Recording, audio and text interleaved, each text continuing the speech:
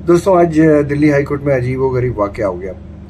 आम आदमी पार्टी के नेशनल कन्वीनर अरविंद केजरीवाल और ने जस्टिस स्वर्णकांता शर्मा के खिलाफ नया मोर्चा खोल दिया। क्या कह रहे हैं कि मैं तो कोर्ट में हाजिर ही नहीं होऊंगा। दिल्ली हाई कोर्ट की जज को चिट्ठी लिखकर स्वर्णकांता शर्मा को उन्होंने चिट्ठी लिखी और साफ किया कि वो उनके सामने न तो खुद पेश होंगे और न ही किसी वकील के जरिए अपनी पैरवी करवाएंगे। नया नाटक है।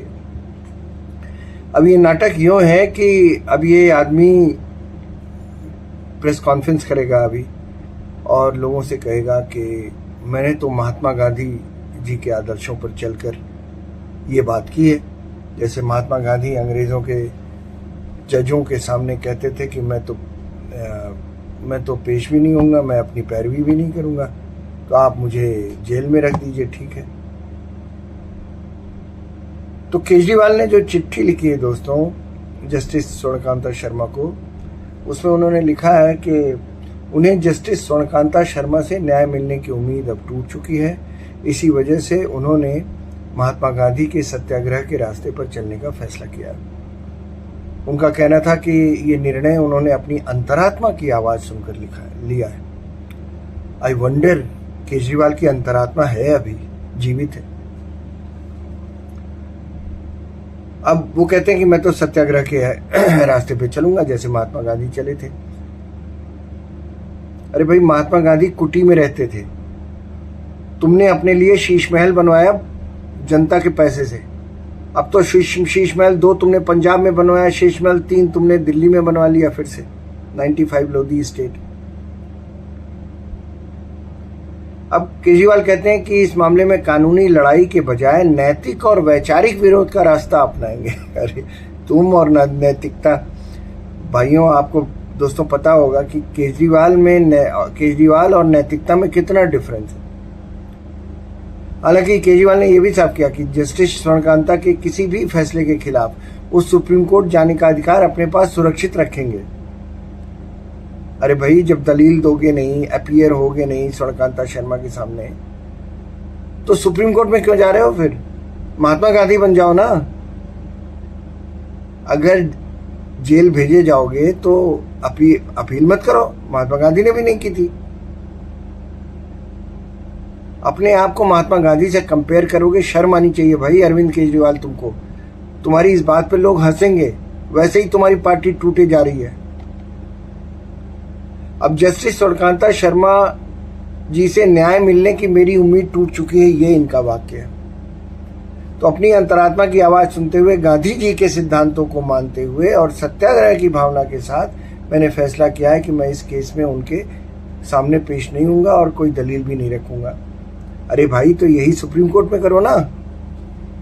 लेकिन सुप्रीम कोर्ट जाने का अधिकार तुम रखोगे। नाटक है दोस्तों ये। इनके नाटक पिछले 12 साल से दिल्ली के लोग देख रहे हैं, देश के लोग देख रहे हैं। अब केजरीवाल और दूसरे आरोपियों ने, दरअसल ये मामला जो था वो दिल्ली की शराब पॉलिसी का था, लिकर पॉलिसी से जुड़ा हुआ था। केजरीवाल और दूसरे जो आरोपी थे उन्होंने जस्टिस स्वर्णकांता शर्मा से मामले की सुनवाई से खुद को अलग यानी रिक्यूजल करने की मांग की थी। उन्होंने आरोप लगाया था कि जज साहिबा जो है पक्षपात कर सकती हैं, आशंका है मुझे, और आधार कई दिए थे जिनमें ये लिखा था कि जज के बच्चों को सरकारी वकीलों के साथ जुड़ाव भी शामिल है, उनको उस सरकारी पैनल पे हैं। हालांकि जस्टिस स्वर्णकांता शर्मा ने हाल ही में इस याचिका को साफ शब्दों में खारिज कर दिया था। उन्होंने कहा था कि उनका शपथ संविधान से है और दबाव में वो नहीं झुकेंगी। जज ने केजरीवाल की याचिका को बिना सबूतों के आरोप करार दिया और कहा कि ऐसे आवेदन जुडिशियल प्रोसेस पर हमला होते हैं। जस्टिस शर्मा ने अपने फैसले में जोर देकर कहा था, मैं हट जाऊंगी तो मैसेज गलत जाएगा कि दबाव डालकर जज को हटाया जा सकता है। फिर केजरीवाल ही क्यों, कोई भी आ जाएगा और कहेगा कि मुझे आपसे उम्मीद नहीं है कि न्याय मिलेगा। ऐसे में केजरीवाल की चिट्ठी और उनके फैसले ने एक बार फिर शराब नीति मामले को सुर्खियों में ला दिया। अब देखना यह होगा कि दिल्ली हाईकोर्ट इस नई स्थिति पर क्या रुख अपनाता है। केजरीवाल का सत्याग्रह वाला रास्ता कानूनी रूप से कितना प्रभावी साबित होता है, ये भी देखने वाली बात है। मुझे तो दोस्तों देखिए नहीं लगता, क्योंकि केजरीवाल पूरी तरह से एक्सपोज हो गए। केजरीवाल और उनकी पार्टी को मैं तब से जानता हूं जब से मैं एक एज अ पॉलिटिकल रिपोर्टर उन्हें कवर किया करता था, और रामलीला ग्राउंड्स में उनकी रैलियां होती थी, भूख हड़तालें होती थी, तो मैं गवाह रहा हूं उन सारी रैलियों का, उन सारे भाषणों का, और मैंने उनके नाटक देखे हैं। अभी हाईकोर्ट में आने से पहले दिल्ली के एक लोअर कोर्ट ने जो उनको बरी किया था शराब केस पॉलिसी में ही, तो आपने देखा कैसे आदमी आके रो रहा है, और बुरी तरह रो रहा है, और मनीष सिसोदिया कह रहे हैं नहीं सर रोइए मत, रोइए मत सर। सारा नाटक, और नाटक तो शुरू से था। अपने बच्चों की झूठी कसम खाना और कहना कि मैं तो सरकारी घर नहीं लूंगा, सरकारी सिक्योरिटी नहीं लूंगा। आज देखिए क्या है,